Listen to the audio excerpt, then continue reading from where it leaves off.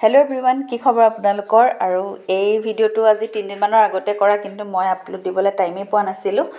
মানে স্কুল যাও স্কুলৰ পৰা আহি আকৌ অলপমান ৰেষ্ট লৈ কামতে লাগি যাও সো মোবাইলটো চাবলৈ কিবা টাইম নোপোৱা নিচিনাই হৈ আছে আৰু বাকি ঘৰৰ কামটোতো আছে আৰু আপোনালোকৰ ফালে গৰম কেনেকুৱা জনাব আমাৰ ইয়াত আজি 3 দিন মানৰ পৰা গৰম পৰিছে আৰু মই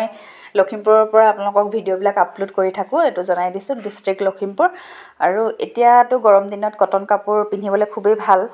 ঘৰটো পিন্ধিব পাৰে আপুনি যদি স্কুলত চাকৰি কৰে তালেও পিন্ধি যাব পাৰে বা টাউন যদি বজাৰত যায় টাউনলৈ যায় তেতিয়াও পিন্ধি যাব পাৰে বা অফিসত গলেও পিন্ধি যাব পাৰে সো কটন জোৰাটো সবতে পিন্ধিব পাৰে আৰু বহুত কেইগৰাকী মোৰ পৰা অৰ্ডাৰো কৰিছে 20 জোৰ 10 জোৰ 6 জোৰ 5 জোৰ তেনেকৈ অৰ্ডাৰ কৰে ৰিসেল কৰিবলৈ অৰ্ডাৰ কৰিছে তো আপোনালোকৰ যদি ভাল লাগে স্ক্ৰিনশ্বট লৈ মোক শেয়াৰ কৰিব WhatsApp নম্বৰ দিছো আৰু এই 7 জোৰ আছিল নগাঁৱলৈ ৰেডত 2 জোৰ আছিল ৰানী পিংকত 3 জোৰ তাৰ পাছত এই হোৱাইটত এজোৰ আৰু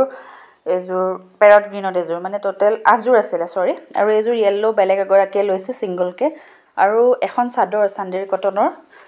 মোৰ স্কুলৰ লগৰ এগৰাকীয়ে লৈছে তো আজি ডেলিভাৰী খিনি আছিল আজি নহয় আজি 3 দিনৰ আগৰ ভিডিওটো হে আজি আপলোড কৰিছো তো আজিলৈ বাই বাই